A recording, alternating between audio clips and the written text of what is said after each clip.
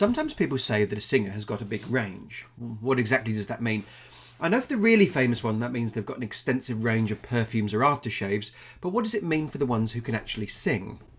Well, a singer's range is talking about the difference between the highest and lowest notes that they can sing. In science, it's to do with the highest and lowest values of the independent and dependent variables. Let's say we wanted to cook some bread. Let's say we were going to vary the temperature of the oven and see how that affected how dry the bread baked was, because there's literally nothing worse in the world than dry bread. Literally. In this investigation, the independent variable, the one that we change on purpose, is the oven temperature. On my oven, that ranges from 20 degrees, the oven's off, so room temperature, all the way up to 300 degrees. That's the range right there. There'll be a corresponding range for the dependent variable, the results that we gathered. There'll be a minimum moisture level and a maximum moisture level, and that will be our range.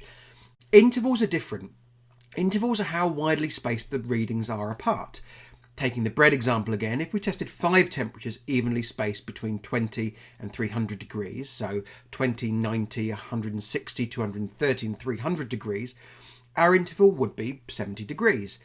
If we tested 20, 60, 100, 140, 180, 220, 260 and 300 degrees, our interval would be 40 degrees. Intervals are important because the very best temperature for baking bread will probably be lurking in the gaps between those measurements. How do we find it? We make the intervals smaller.